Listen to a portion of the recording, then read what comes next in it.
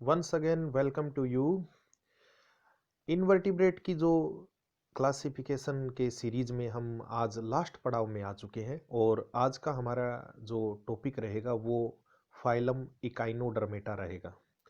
इस इकाइनोडर्मेटा का एक जनरल जो इंट्रोडक्शन है वो हम यहाँ पर देख रहे हैं। उस इंट्रोडक्शन में हम सबसे पहले जो है इसका जो है मीनिंग देखेंगे।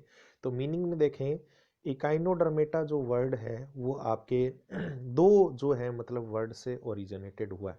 इकाइनस मीन टू से स्पाइनी, ठीक है, और ड्रम्स मतलब स्किन।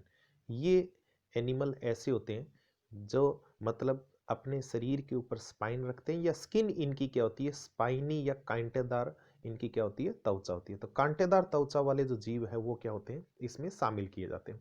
इकाइनोडर्मेटा का जो एक मतलब हिस्ट्री पर्सपेक्टिव हम बात करें तो एक साइंटिस्ट जो है जिनका नाम है जैकब क्लीन। जैकब क्लीन जो है उन्होंने 1738 के अंदर जो है इकाइनोडर्मेटा जो वर्ड है वो प्रपोज किया था, यानी इस शब्द को सबसे पहले उन्होंने यूज किया था। लेकिन लेमार्क जो है, उस लेमार्क ने जो है 1801 के अंदर इस ग्रुप को एनिमल के रेडिएटा ग्रुप के अंदर इसको शामिल किया था। ठीक है, तो थोड़ा सा एक जनरल इंट्रोडक्शन हम देख लें। यहाँ हम कुछ फोटोग्राफ देख रहे हैं इस ग्रुप के जो मेंबर है, उस फाइलम इकाइनोडर्मेटा के जो मेंबर है, इसमें आप जो है सी स्टार, ब्रिटल स्टार, इसके अलावा सी अर्चिन, सी कुकुम्बर और सेंट ड्रिवलर जो है इस तरीके के एनिमल को शामिल करते हैं। देखो ये एनिमल जो है डीप सी होते हैं और बिल्कुल समुद्र की गहराई के अंदर सरफेस में ये क्या होते हैं, एक तरीके से रेंगते हुए जो है वो पाए जाते हैं। तो इनकी जो सरफेस आपको कांटेदार जो है वो एक जनरल इंट्रोडक्शन के रूप में हम इसका डिस्कशन कर चुके हैं। तो ये आप देख रहे हो इकाइनस देख रहे हो, ये हुलोथ्यूरिया देख रहे हो, इसी तरीके से ये ओफियो क्यूरा जो है वो आप देख रहे हो इसके अंदर। ठीक है, इसी तरीके से आप जो है इसके अंदर कुछ और मेंबर इसके जो है जैसे कि स्टारफिश जैसे जो ये मेंबर आप इसके अंदर देख रहे हो।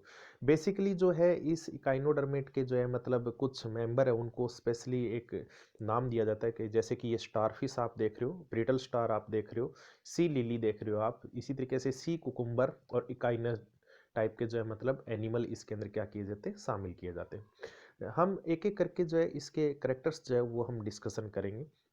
सबसे पहले हम बात करेंगे इसके अंदर, ये डीप सी एनिमल होते हैं। तो डीप सी होने का मतलब क्या है कि भी बहुत गहराई के अंदर समुद्रों के अंदर ये जो है मिलने वाले जंतु होते हैं। तो इनके जो है मतलब कुछ बॉडी की स्ट्रक्चर है उसके अंदर भी आपको डिफरेंस मिलेगा, लेकिन फिलहाल अपने बात करेंगे ये ट्रिप्लोब्लास्टिक होते हैं। ट्रिप्लोब्लास्टिक मीन्स तीनों जर्म लेयर जो है इनके अंदर पाई जाती है, एक्टोडर्म, एंडोडर्म, मेसोडर्म। फिर सिमेट्री की बात करें तो ये bilateral symmetrical and penta radiate, यानी कि रेडियल सिमेट्री मिलेगी लेकिन फिर भी वो पेंटा रेडिएट टाइप की होगी। इसके अंदर पेंटा रेडिएट को थोड़ा सा अपने डिस्कशन कर लेते हैं यहाँ पर। तो ये जो आप डायग्राम देख रहे हो, इस डायग्राम के अंदर आपको जो है मतलब इस तरीके से एक डायरेक्शन, दो डायरेक्शन, तीन डायरेक्शन, चार डायरेक्शन और पांच, यानी कि टोटल जो है 5 डायरेक्शन के अंदर एनिमल को क्या किया गया है, बांटा गया है। तो इस तरीके से ये रेडियल सिमेट्री जो है वो 5 दिशाओं के अंदर बनने वाली जो लाइनिंग है उसके बिहाफ इसको जो है क्या कर रहे हैं, इसे आप पेंटा रेडिएट टाइप का जो है मतलब एक तरीके से इसमें सिमेट्री इसके अंदर मिलेगी। बॉडी इनकी राउंड हो सकती है, जैसे कि एज फॉर एग्जांपल एकाइनस में आप देख रहे हो, मैंने अभी इस डायग्राम को मार्क किया है। ठीक है, इसी तरीके से इनकी बॉडी जो है वो स्टार शेप हो सकती है। स्टार शेप जैसे कि आप जो है ये देख रहे हो स्टारफिश, इसका फेमस एग्जांपल है इसके अंदर। इसके अलावा फ्लावर शेप हो सकती है, जैसे कि ब्रिटल स्टार जो है इसका एग्जांपल हो जाता है इसके अंदर। और बॉडी जो है वो अनसेगमेंटेड होती है इनके अंदर, मतलब सेगमेंटेशन नहीं पाया जाता। तो इस तरीके का इसका करेक्टर रहेगा इसके अंदर। फिर बात करेंगे इसके अंदर बॉडी सरफेस के बारे में बात करेंगे इसके अंदर। देखो बॉडी सरफेस जो है इसकी हार्ड होती है, रफ होती है और स्पाइनी, कैल्शियम कार्बोनेट के जो स्पाइन जो है वो इसके अंदर पाए जाते हैं। मैं थोड़ा सा स्पाइन के रिगार्डिंग थोड़ी सी डिस्कशन करूंगा, लेकिन इससे पहले अगला पॉइंट जो है अपने क्या कर लेते हैं इसके अंदर डिस्कशन कर लेते हैं। Body have two faces, oral जो इसकी वेंट्रल सरफेस होती है, और ये इसकी जो है नीचे की जो सरफेस, नीचे की सरफेस में मुख होगा इसका, या ओरल मुखीय सतह कहते हैं इसे। जबकि इसके अपोजिट जो डोर्सल साइड है, उस डोर्सल साइड के अंदर जहाँ पर मुख नहीं होता, ठीक है, उसे आप एबोरल सरफेस कहेंगे। इसके अंदर होता क्या है, थोड़ा सा मैं इसके रिगार्डिंग बात करूंगा। देखो ये डीप सी एनिमल होते हैं। मान लीजिए सपोज ये ओशियन का लेवल है, समुद्र का एक जो है लेवल आप देख रहे हो इसके अंदर। ठीक है, इस समुद्र के नीचे की तरफ कुछ इस तरीके से ये एनिमल जो है वो आपके पड़े हुए हैं, ठीक है, सरफेस के ऊपर। तो ऊपर ओशियन से जो है क्या होता है कि एक तरीके से इन एनिमल के ऊपर जो है क्या एक प्रेशर जो है वो पड़ता है, अप्लाई होता है।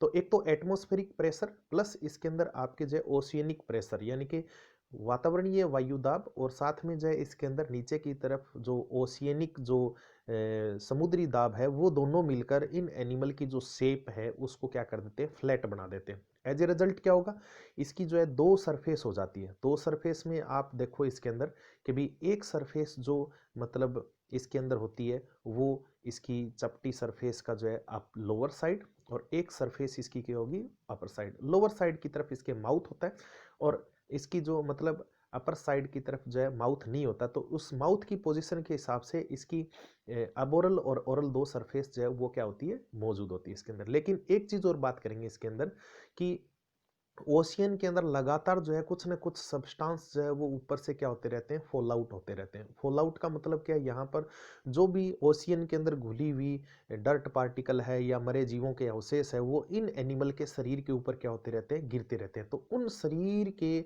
मतलब गिरने वाले जो पार्टिकल है, डस्ट पार्टिकल वगैरह या कोई भी जो ऊपर से गिरने वाला जो फॉल आउट है, उस फॉल आउट को साफ करने के लिए, यानी कि ऊपर से गिरने वाले जो पदार्थ है उसको साफ करने के लिए इनके शरीर के ऊपर स्पाइन पाए जाते हैं। और ये स्पाइन जो है एक्चुअल के अंदर मूवेबल टाइप के होते हैं। मैं डायग्राम को जो है थोड़ा सा जूम करूंगा, ये दो आप देख रहे हो इसके अंदर स्पाइन जो है, इन स्पाइन को आप एक्चुअल में कहते हैं पेडिसिलेराई।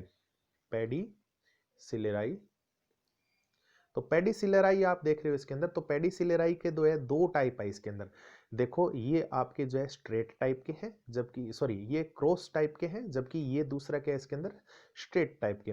तो एक्चुअल में क्या होता है, कभी इनका मूवमेंट होता रहता है आगे की तरफ। जो ये वाल्व है, इन वाल्व के अंदर क्या होता रहता है कि भी एक तरीके से मूवमेंट होता रहता है। इस मूवमेंट से ये कैंची जैसी स्ट्रक्चर जो है, चिमटी जैसी स्ट्रक्चर के रूप में सदैव चलती रहती है, गतिशील रहती है। तो गतिशील रहने के कारण इसकी जो सरफेस है, उसकी सरफेस के ऊपर गिरने वाले जो भी पदार्थ है उनको ये निरंतर क्या करते रहते हैं, साफ करते रहते हैं। तो इस तरीके से यहाँ पर ये स्पाइन जो है, उन स्पाइन का जो है मेन जो है रोल जो है वो उसके ऊपर के शरीर की सफाई करना।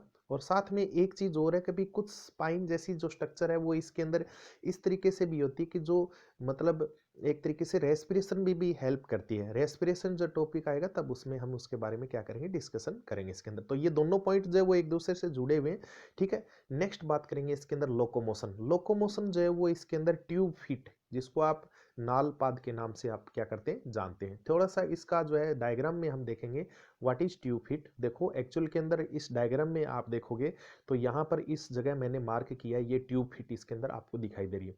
ये एक्चुअल के अंदर क्या है कि भी इसकी जो है वाटर वेस्कुलर सिस्टम का हिस्सा है, ठीक है। मैं एक और डायग्राम जो है इसके अंदर आपको दिखाने का प्रयास करूंगा, जिसमें इसके जो है वेस्कुलर सिस्टम जो है उसके रिगार्डिंग पूरी इंफॉर्मेशन होगी इसके अंदर।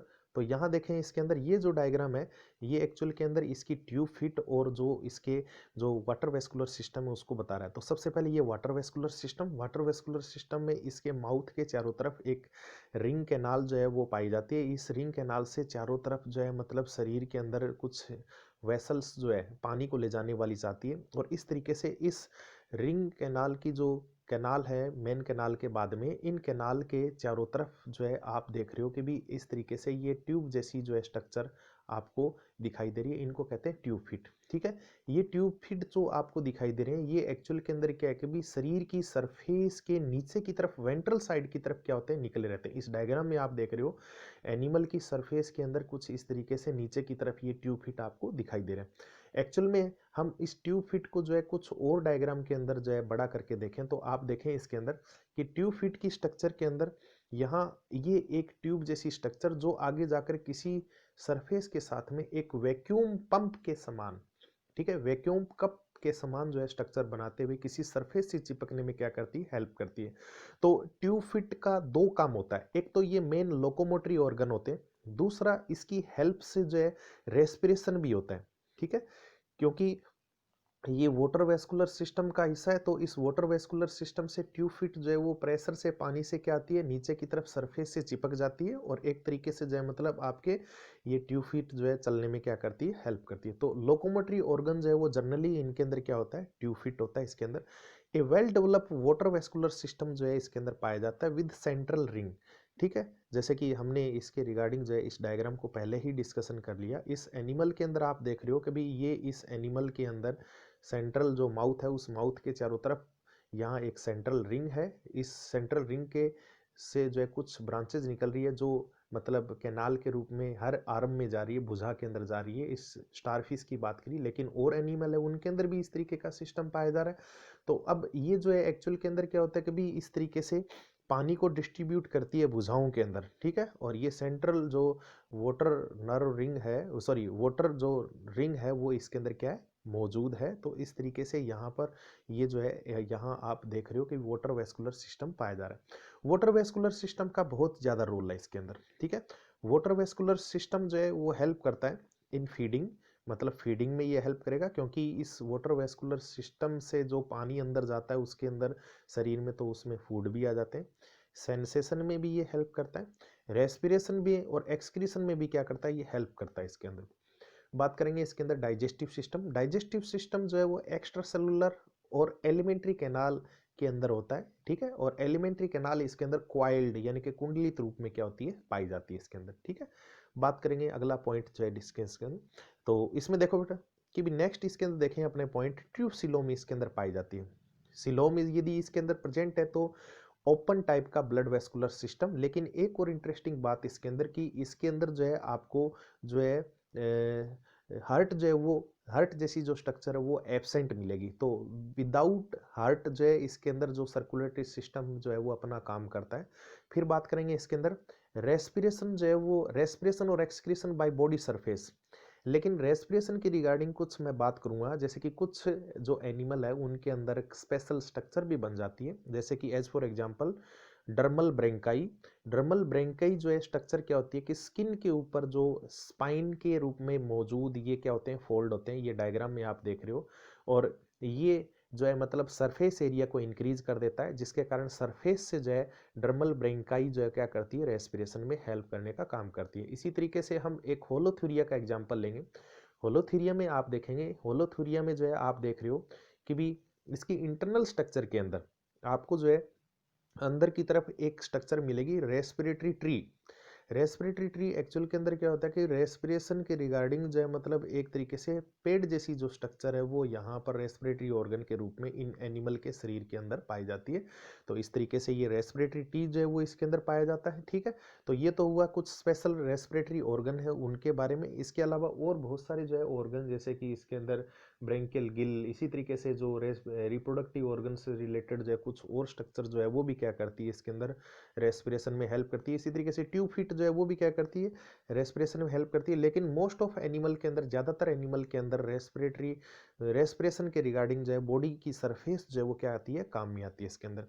देखो नर्वस सिस्टम के बारे में बात करेंगे। Nervous system and sense organ are less developed. देखो इसका कारण क्या है कि भी ये मेन जो है एनिमल डीप सी एनिमल होता है। डीप सी एनिमल के अंदर कोई एनवायरमेंटल ऐसा फ्लक्चुएशन नहीं होता है, हमेशा ही समुद्र का वातावरण स्थिर रहता है। तो उसके हिसाब से इनको जो है कोई संवेदना इतनी ज़्यादा जो है हलचल जो है उसको डिनोट करने की आवश्यकता नहीं होती। तो इस वजह से इनके जो है सेंस ऑर्गन और जो नर्वस सिस्टम जो है इतना ज़्यादा डेवलप इसके अंदर नहीं हुआ है, ठीक है। इसी तरीके से हम बात करेंगे इसके अंदर रिप्रोडक्शन के रिगार्डिंग। सेक्सुअल रिप्रोडक्शन इसके अंदर होता है, एक्सटर्नल फर्टिलाइजेशन इनके अंदर पाया जाता है, इनडायरेक्ट डेवलपमेंट। और इनडायरेक्ट डेवलपमेंट के अंदर कुछ स्पेशल जो है लार्वा इसके अंदर पाए जाते हैं, ठीक है। उन लार्वा का नाम देखो इसके अंदर सबसे पहले क्या है, इसके अंदर आपका बाइपिनेरिया लार्वा। ये उस बाइपिनेरिया की स्ट्रक्चर आप देख रहे हो इसके अंदर।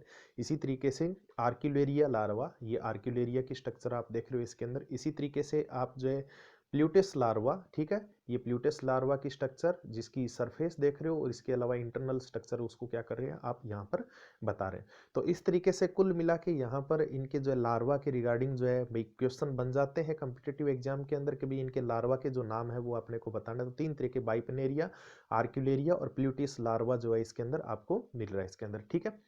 रीजनरेशन भाई अब कुछ इंटरेस्टिंग पॉइंट हम डिस्कशन करने वाले हैं इसके अंदर। देखो रीजनरेशन, रीजनरेशन का मतलब किसी एनिमल के अंदर कोई भी ऑर्गन यदि टूट जाता है तो टूटने के बाद में उसको दोबारा से रिपेयर कर ले या उसका दोबारा ऑर्गन फॉर्मेशन हो जाए, उस प्रोसेस को अपने रीजनरेशन कहते हैं, पुनरुद्भवन हिंदी के नाम से जानते हैं। तो रीजनरेशन के रिगार्डिंग इन एनिमल के अंदर सबसे ज्यादा होती है स्टारफिश। स्टारफिश के अंदर यदि हम बात करें जैसे कि उसकी जो है 5 भुजाएँ होती है। उन 5 भुजाओं के अंदर यदि हम बात करें कि भई उसकी एक आर्म यदि टूट गई है, एक भुजा, जैसे कि ये 5 भुजाएँ हैं, इन 5 भुजाओं में एक आर्म यदि टूट गई है, तो वो दोबारा से बन जाएगी। इसी तरीके से यदि दोनों आर्म यदि टूटी है, वो भी बन जाती है। 3 आर्म टूट गए, तब भी, और इवन जो है केवल एक ही आर्म यदि रह जाती है, तब भी पूरे एनिमल के अंदर ये पाँचों आर्म जो है वो बन जाती है। तो इस वजह से इनमें रीजनरेशन की बहुत ही ज़्यादा जो है अपार असीमित जो है मतलब क्या पाई जाती है, क्षमता इनके अंदर पाई जाती है। ठीक है, इसी तरीके से कुछ और इंटरेस्टिंग जो है पॉइंट हम डिस्कशन करने वाले इसके अंदर। इकाइनोडर्म्स रिजेम्बल्स कोर्डेट, मतलब ये कोर्डेट से मिलते हैं किस हिसाब से, जब उनका एम्ब्रियोनिक डेवलपमेंट होता है। तो एम्ब्रियोनिक डेवलपमेंट में ये ड्यूटेरोस्टोम टाइप के होते हैं, और ये क्या होते हैं, एंटेरोसिलोमिक टाइप की सिलोम का डेवलपमेंट करते हैं। तो कोर्डेटा के अंदर ये करेक्टर होते हैं कि भाई ड्यूटेरोस्टोम टाइप की, मतलब इसके माउथ का डेवलपमेंट होता है, तो वो, और साथ में एंटेरोसिलोमिक टाइप का सिलोम का डेवलपमेंट होना, ये भी करेक्टर होता है किसका, हमारे जो ये काइनोडर्मेट्स का। तो कोर्डेटा से मिलने इसके जो करेक्टर है वो काफ़ी मिल रहे हैं इसके अंदर। एक और इंटरेस्टिंग पॉइंट है इसके रिगार्डिंग, जिसे कहते हैं ईवी सिक्रेशन। ठीक है, ईवी सिक्रेशन प्रोसेस क्या होता है कि व्हेन इकाइनोडर्मेट्स जो है वो क्या होते हैं, एंग्री और डरे हुए यदि हो, तो वो क्या करते हैं कि भी अपने इंटरनल ऑर्गन, विसरल ऑर्गन को क्या कर देते हैं, वोमिट कर देते हैं। तो भाई शरीर से बाहर की तरफ जो है ये इंटरनल ऑर्गन को बाहर निकाल दे, तो उस कंडीशन को या इस फिनोमिना को अपने क्या कहते हैं, ईवी सिक्रेशन के नाम से अपने जानते हैं। ठीक है, तो ये हमारा एक छोटा सा ग्रुप इकाइनोडर्म्स। ठीक है, इतने ज़्यादा जो है इसके रिगार्डिंग जो है ज़्यादा डाइवर्सिटी नहीं है, ज़्यादा मेंबर जो है इतने ज़्यादा नहीं है, तब इस वजह से इसके जो है मतलब हमने यहाँ करेक्टर जो है वो डिस्कशन किए थोड़े ही मिले इसके अंदर। नेक्स्ट वीडियो में हम जो है इसके रिगार्डिंग जो क्लासिफिकेशन है उसको देखेंगे। उम्मीद करता हूँ आपको जो है वीडियो पसंद आ रही है, और इस जानकारी को ज़्यादा से ज़्यादा जो है मतलब अपने साथियों को शेयर कीजिए, और कम्पिटिटिव एग्जाम के रिगार्डिंग जो है क्वेश्चन बनते हैं उनको मैंने ज़्यादा से ज़्यादा पॉइंट जो है वो इसमें शामिल करने का प्रयास किया है। अगली वीडियो के अंदर हम दोबारा से मिलेंगे, तब तक के लिए धन्यवाद।